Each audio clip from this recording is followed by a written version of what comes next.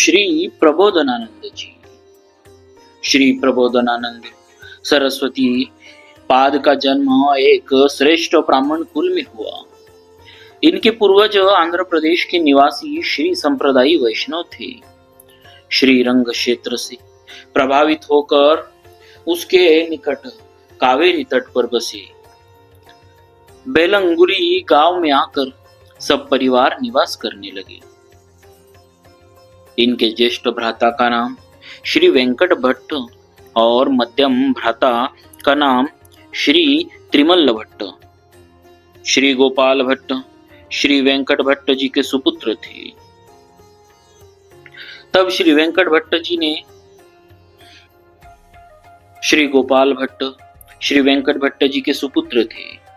श्री गौरांग महाप्रभु तीर्थ यात्रा के ब्याज से प्रेमा भक्ति का वितरण करते हुए दक्षिण देश में पधारे। तब श्री वेंकट भट्ट ने उन्हें अपने घर पर चातुर्मास्य बिताने के लिए आग्रह पूर्वक रखा।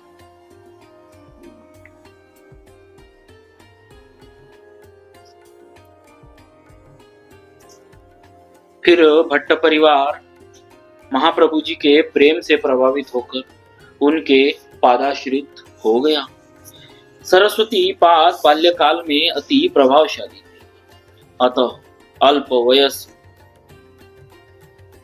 अल्प वयस में ही अनेक शास्त्रों का अध्ययन कर सुप्रसिद्ध विद्वान हो गए और संसार की कटुता का अनुभव कर गृहस्थाश्रम में प्रवेश किए बिना ही काशी आकर उन्होंने संन्यास ग्रहण कर लिया और प्रकाशानंद सरस्वती के नाम से विख्यात हुए। इनकी विद्वत्ता से प्रभावित होकर अनेक विद्वान छात्र इनसे विद्या लाभ करने लगे। आपके शिष्यों की संख्या 10,000 के लगभग थी। श्री मनमहाप्रभु अद्वैतवादी एवं कुतर्कियों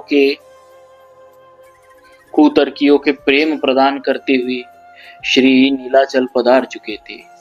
वहां राजा प्रताप रुद्र की प्रेरणा से श्री वासुदेव सार्वभौम भट्टाचार्य निवास करते थे। ये भी प्रकाशानंद के समान अद्वितीय विद्वान तथा इनसे पूर्ण परिचित थे। इनके पास अनेक वेदांती सन्यासी वेदांत भाष्य का अध्ययन किया करते थे। ये भी गौरांग देव से प्रभावित हुए और माया मूलक वेदांत भाष्य का खंडन श्री महाप्रभु के मुख से सुनकर इनका विद्या अभिमान चूर चूर हो गया। चरभुज महाप्रभु का दर्शन करके तो इन्होंने पूर्ण रूप से प्रभु चरणों में आत्मसमर्पण ही कर दिया और उनके अनुयायी बन गए। यह बात जब प्रकाशानंद जी ने सुनी तो उन्हें बड़ा आश्चर्य हुआ और उन्होंने महाप्रभु को कोई इंद्रजाली समझा। धीरे धीरे इन्हें भी यह ज्ञात हुआ कि मेरे पूर्वाश्रम के भ्राता और भतीजा आदि भी श्री कृष्ण चैतन्य सन्यासी के रंग में रंग गए। उसमें कौन सा ऐसा गुण है जो सब पर मोहिनी डाल देता है? नाचता गाता और हंसता है, यह कैसा सन्यासी है? इनका मन रीझ उठा और अब ये अद्वैत मत के समर्थन के साथ साथ भक्ति के अनुष्ठानों की निंदा करने लगे कि भक्ति तो भावुकों या स्त्रियों का धर्म है। दुर्बल चित्त अज्ञानियों ने उसकी कल्पना कर ली है। ज्ञानी या पुरुष होकर नाचना गाना लज्जाजनक है, इससे तो मर जाना अच्छा है। यद्यपि प्रकाशानंद जी विद्वान थे, त्याग वैराग्य की पराकाष्ठा पर पहुंचे हुए थे। बहुत से सन्यासियों को गुरु पद पर प्रतिष्ठित किए। बहुत से सन्यासियों के गुरु पद पर प्रतिष्ठित थे, किंतु मान अपमान ईर्ष्या द्वेष आदि त्यागी विद्वान के भी समाप्त नहीं होते। केवल अहम ब्रह्मास्मि या सोहम की रट लगाकर कोई माया से छुटकारा नहीं पा सकता है जब तक प्रभु शरणागत न हो। प्रकाशानंद जी सोचते थे कि यदि मेरे सामने एक बार आ जाए मेरी वेदांत व्याख्या सुन ले तो निश्चित ही उसका नाचना गाना छूट जाएगा। ये अपनी भावनाओं का संवरण न कर सके और गौरांग देव पर अपना प्रभाव जमाने के लिए उन्होंने एक पत्र में निम्नलिखित शोक लिखकर एक यात्री के हाथ नीलाचल प्रभु के पास भेज दिया। श्लोक ऐसा था, यत्रास्ते मणिकर्णिका मलसरहा स्वर दीर्घिका दीर्घिका रत्नम तारकम क्षरम तनुभृते शंभुहा स्वयं यच्छति तस्मिन्नद्भुतधाम स्मर रिपोर्णिर्वाणमार्गे स्थिते मूढोऽन्यत्र मरीचिकासु पशुवद प्रत्याशया धावती। अर्थात जहाँ मणि कर्णिका नामक निर्मल सरोवर है और श्री गंगासरी की पवित्र नदी तथा जिस स्थान पर स्वयं शंकर जी सभी प्राणियों को मोक्षप्रद तारक मंत्र रत्न प्रदान करते हैं,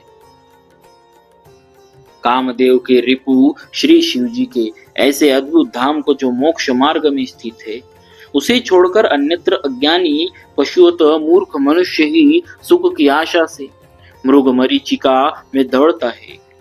तात्पर्य यह कि काशी में आकर रहने से मोक्ष मिलेगा और अन्यत्र रहने से भवसागर में डूबना पड़ेगा। श्री महाप्रभु जी ने बड़े आदर के साथ पत्र को लिया, पर श्लोक पढ़कर प्रसन्नता नहीं हुई।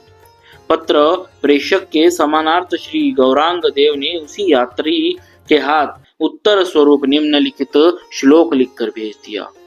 धर्मा मणिकर्णिका भवतः धर्मा कर्णिका भगवतः पादाम्बु भागीरथी काशीनां पतिर्धर्मस्य भजते श्री विश्वनाथः स्वयं। एतैस्तेव हि नाम शंभुनगरे निस्तारंक तारंक तस्मात् कृष्ण पदाम्बुजं भज सखे श्रीपाद निर्वाणम। हे सखे, मणि कर्णिका का जल भगवान के श्री अंग का स्वेद है और श्री गंगा जी उन्हीं के चरणों का जल चरणामृत है। इससे काशीपति विश्वनाथ उसे अपने मस्तक पर धारण करते हैं और वे स्वयं भगवान का अर्धांग है और उनका भजन करते हैं।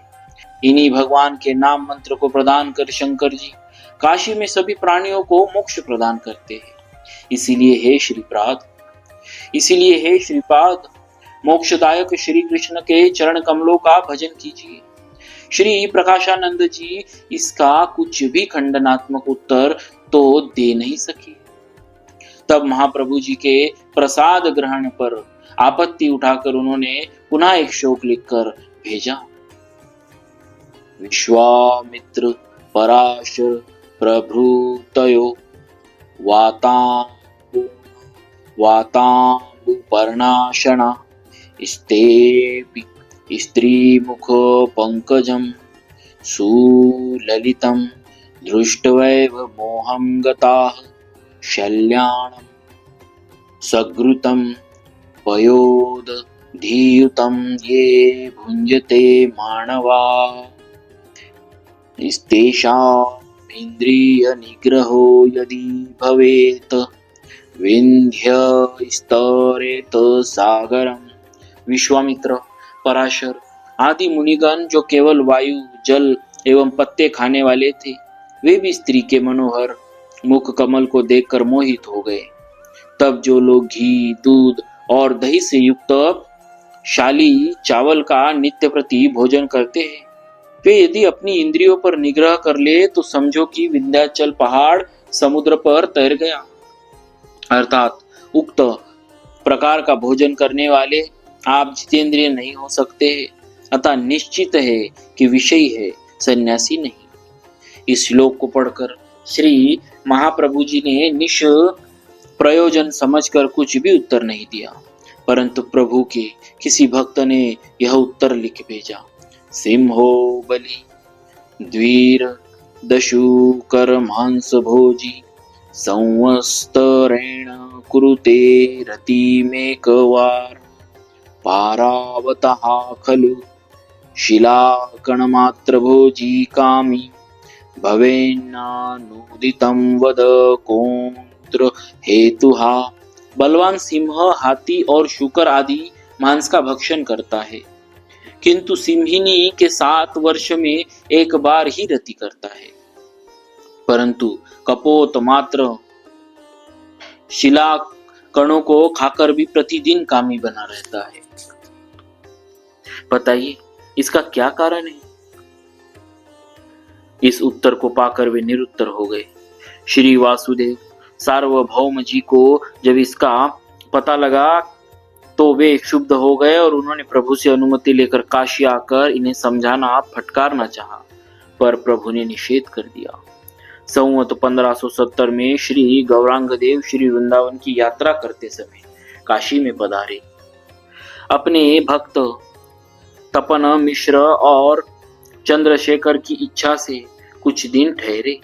काशी में एक महाराष्ट्रीय ब्राह्मण प्रकाशानंद के भक्त थे।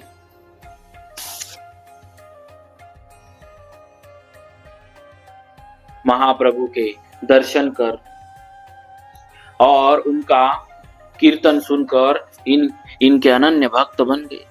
एक दिन उन्होंने प्रकाशानंद के सामने महाप्रभु के अष्ट सात्विक विकारों का वर्णन किया और उनकी प्रशंसा की। उसे सुनकर उपहास करते हुए वे बोले, हा हा, मैंने भी सुना है, चैतन्य नाम का भावुक सन्यासी है, वह हीन संप्रदाय का है, इंद्रजाली है, मूर्ख है, उसे तो अपने धर्म का भी ज्ञान नहीं है, इसने सार्वभौम को पागल बना दिया। पर यहाँ काशी में उसकी भाव कालिमा किसी पर नहीं चढ़ेगी। यह सुनकर उस ब्राह्मण को बड़ा कष्ट हुआ। सारा वृत्तांत उसने महाप्रभु जी को आकर सुनाया और कहा कि उन्होंने केवल चैतन्य चैतन्य ही कहा, आपका पूरा नाम भी सादर नहीं दिया। श्री महाप्रभु जी ने कहा, वे मायावादी है, अतः उनके श्रीमुख में श्री कृष्ण नाम कैसे आ सकता है। कुछ दिन काशी में निवास कर आप श्री वृंदावन की ओर चले गए। श्री प्रकाशानंद जी ने जब यह सुना तो वे प्रसन्न होकर बोले, मैंने जो कहा था वही हुआ, मेरे डर के मारे वह मेरे पास तक नहीं आ सका।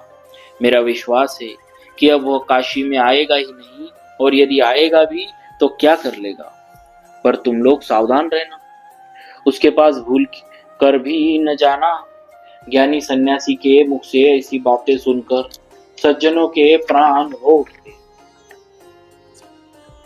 भक्तों, भक्तराज श्री प्रबोधनानंद जी का भक्तिमय चरित्र अगले वीडियो में भी जारी रहेगा। बोलिए भक्तराज श्री प्रबोधनानंद जी महाराज की जय, भक्तवत्सल भगवान की जय।